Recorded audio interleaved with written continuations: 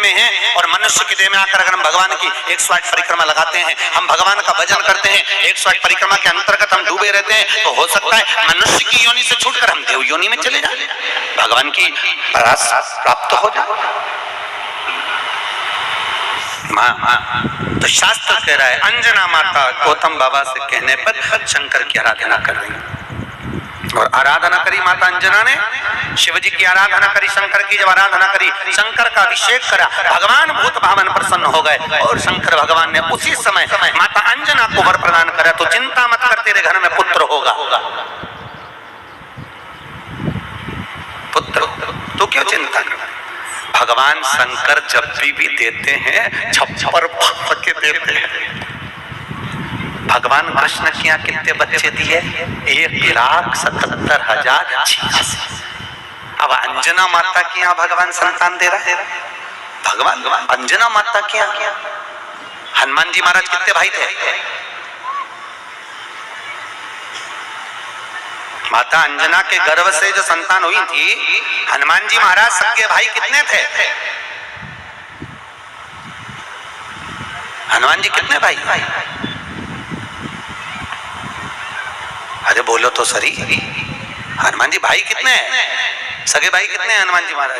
तो अंजना माता ने जब भगवान शिव की आराधना करी, शंकर की जब आराधना करी, तब भगवान शंकर प्रसन्न हुए। समय बीता, माता अंजना के गर्भ में भगवान शंकर के तेज पुंज को पवन देव ने ले जाकर माता अंजना के गर्भ में स्थापित करा। स्थापित करने के बाद पूर्णिमा के दिन, चैत्री पूर्णिमा के दिन, भगवान अंजना माता के गर्भ से शंकर का ही एक अवतार श्री हनुमान जी महाराज प्रकट हुए हैं। महाराज श्री हनुमान जी महाराज की।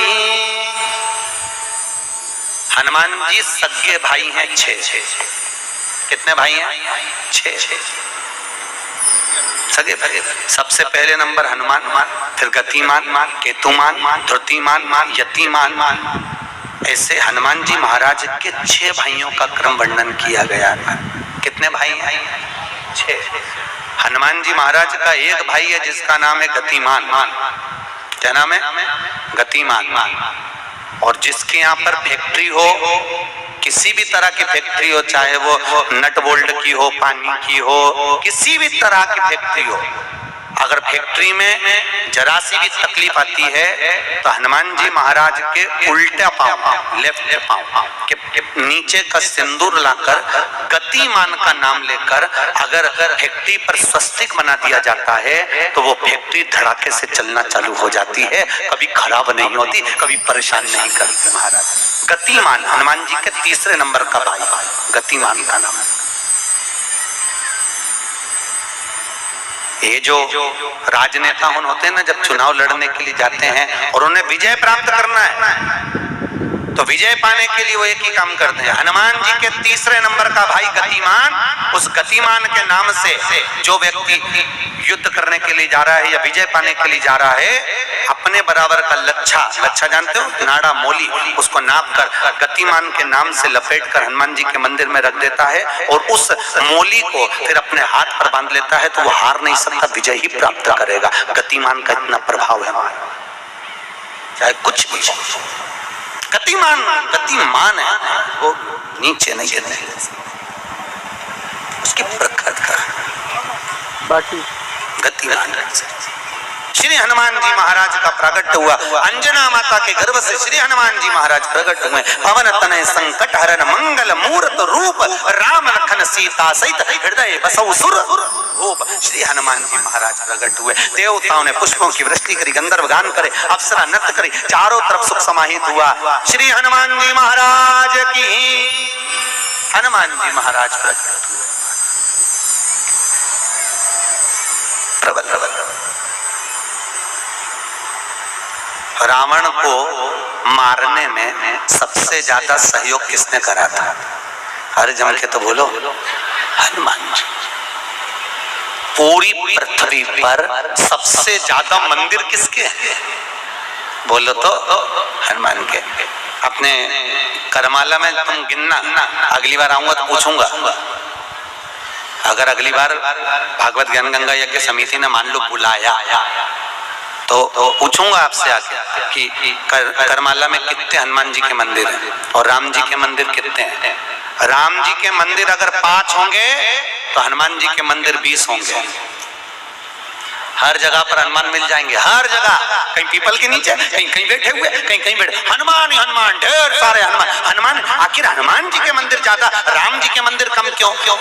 नहीं तो राम के मंदिर ज्यादा होना चाहिए, हनुमान के मंदिर कम होना चाहिए, पर हनुमान के मंदिर ज्यादा इसलिए हुए क्योंकि हनुमान जी ने राम जी की इतनी सेवा करी, इतनी सेवा करी कि भारत की भूमि पर सेवा पुजा गई, इसलिए हनुमान जी के मंदिर ही मंदिर बन गए। मंदिर तुम्हारे भी बन सकते हैं अगर तुम सही से माता पिता की सेवा करो तो मंदिर बनने में देरी नहीं लगी, तुम करो तो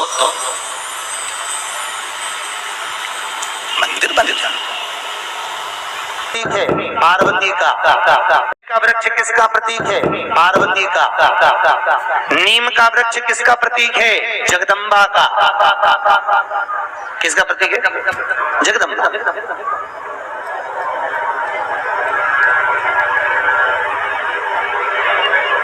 कितना सुंदर कहा है। जिस व्यक्ति को ब्लड प्रेशर की बीमारी रहती हो, ऊपर नीचे ब्लड प्रेशर होता रहता हो, तकलीफ भोग रहे हो, बहुत कष्ट में हो, बार बार पसीना आ जाए शरीर पर, कुछ ना करिए, 1 लोटा पानी भरो, 7 पत्ती नीम की डालना। काय की डालना? नीम, कड़वी नीम, मीठी नीम नहीं, कड़वी नीम। 7 पत्ती नीम की डाल लो और 7 उसमें बेलपत्र डाल लो। जिस व्यक्ति का ब्लड प्रेशर हाई हो, लो हो, उसके कमरे में उसको प्लेट से ढककर रख दी। सुबह स्नान कर कर वही व्यक्ति जिसका ब्लड प्रेशर ऊंचा नीचा होता है उसको शिव जी को समर्पित करना। शिव को चढ़ाकर उसी का पानी 7 बार उसी स्थान पर ग्रहण कर लेना। व्यक्ति का ब्लड प्रेशर बराबर हो जाता है। मात्र लगभग अगर सोमवार कर रहे हो तो 11 सोमवार करो, प्रतिदिन नियम से कर रहे हो तो 15 दिन कर लो, उसमें बराबर। फिर कभी जिंदगी में ब्लड प्रेशर की बीमारी चली ही जाती है, कोई दिक्कत नहीं है।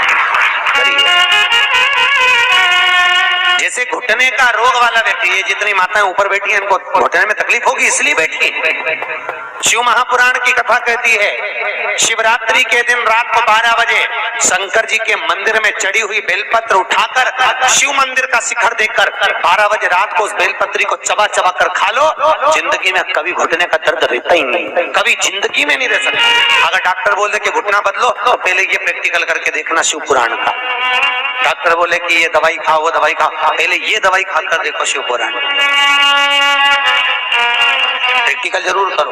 और हम तो कहते प्रैक्टिकल भी अगर काम नहीं चलता। एक महाराज प्रवचन दे रहे थे, प्रवचन में कह रहे थे भैया शराब नहीं पीना चाहिए, गंदा नाली का पानी है, गटर में पड़ा हुआ पानी है, मत पियो, पी के बर्बाद हो जाओगे।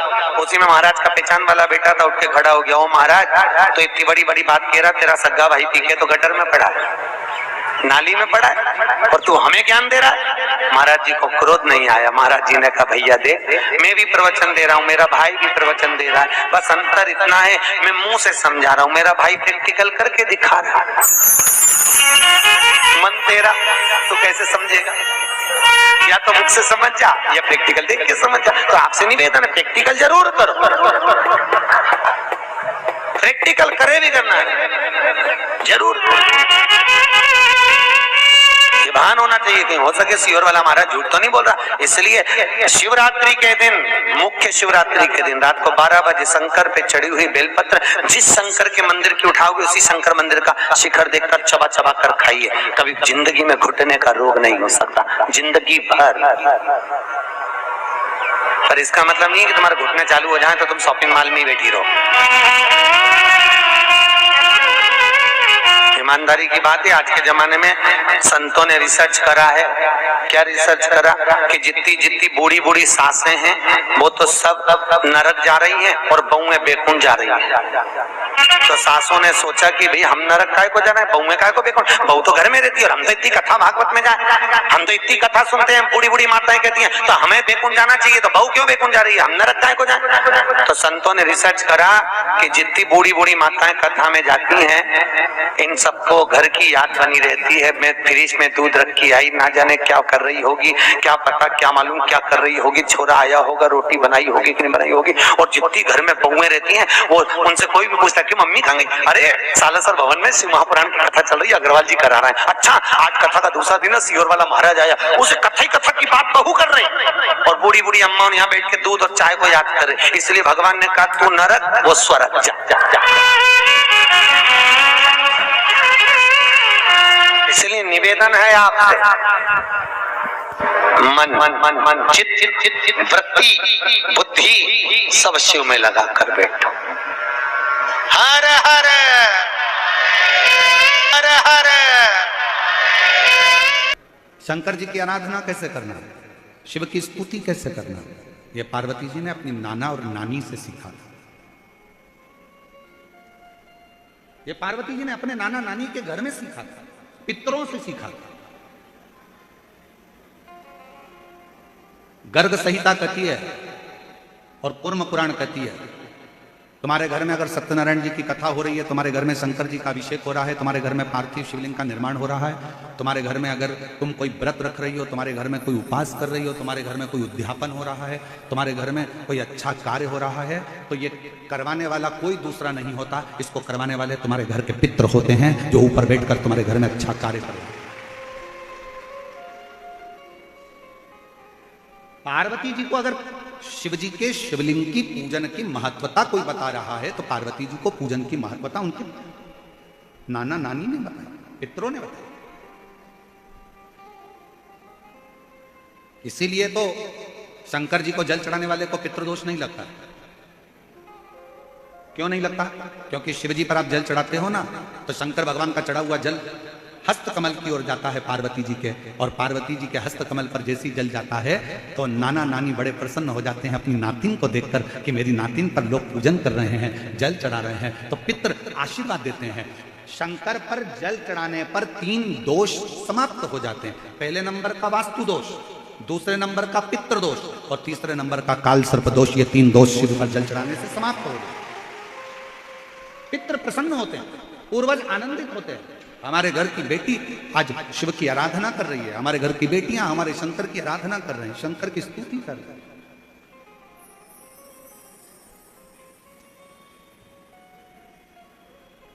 शिव आराधना में डूबे हुए। कितना भी पितृदोष हो, कितना भी, बेटों की शादी नहीं हो रही, बेटियों का संबंध नहीं आ रहा, घर में क्लेश बना हुआ है, अशांति बनी हुई है, मानसिक टेंशन बना हुआ है, 1 रुपए कमाओ 1.25 रुपए खर्च हो रहा है, कोई समझ में नहीं आ रहा, कोई रास्ता नहीं सूझ रहा, एक चावल का आखा दाना लेकर परिंदे के पास, परिंदा जानते हो सब लोग, हंडा मटका, पानी भरने का मटका, हंडा घड़ा गगरा, जो घर के रसोई घर में जो पानी का स्थान होता है, एक चावल का दाना रसोई घर में रखकर उस चावल के दाने को साथ में लेकर और 1 लोटा जल हंडे का, मटके का, परिंदे का, घड़े का भरकर जाइए, और वो परिंदे का पास का चावल का दाना और 1 लोटा जल, पहले चावल का दाना शिव जी के शिवलिंग पर समर्पित करो, फिर 1 लोटा जल, जहां जलाधारी होती है, जलाधारी इधर की है तो आप इधर खड़े हो, जलाधारी उत्तर की है तो आप यहां दक्षिण की ओर खड़े होकर शिव जी पर जल चढ़ाना प्रारंभ करें। यहां जल बह रहा है शिवलिंग का, तो आप इधर खड़े होकर जब जल चढ़ाओगे, चावल का दाना रखकर, कैसा भी पितृदोष हो वो सारा पितृदोष समाप्त होता ही है और घर में शुभ कार्य होता है। पितरों की शांति का मूल क्रम है शंकर की स्तुति। कोई ना कह दिया वास्तु के हिसाब से तुम्हारी बाथरूम गलत बनी है, तुम्हारा दरवाजा बना है गलत, तुम्हारा रसोई घर गलत बना हुआ है, सीढ़ियां गलत बनी है, ये गलत बना है, वो गलत बना है, सारा तोड़ तोड़ा के तुमने बार बार बनाया, सीढ़ी इधर लगा दी उसके कहने पर, तुमने बाथरूम उधर बना ली उसके कहने पर, उसके बाद भी घर में शांति नहीं है, पूरा वास्तु के हिसाब से मकान बनाया, पूरे वास्तु के हिसाब से घर बनाया, उसके बाद भी अगर शांति नहीं है तो कुछ मत करो, 1 लोटा जल शिव जी को चढ़ाओ और शंकर जी को 1 लोटा जल चढ़ाकर वही जल अशोक सुंदरी पे चढ़ाओ, गणेश कार्तिकेय पर चढ़ाओ और वही जल उठाकर थोड़ा सा लेकर आओ, घर के 4 कोने में उस जल को छींटना प्रारंभ करो, वास्तु दोष अपने आप समाप्त हो जाएगा। आपको बाथरूम बदलने की जरूरत नहीं, घर बदलने की जरूरत नहीं, व्यापार बदलने की जरूरत नहीं, अपने आप धीरे धीरे धीरे धीरे बदलता जाए। पर विश्वास मानो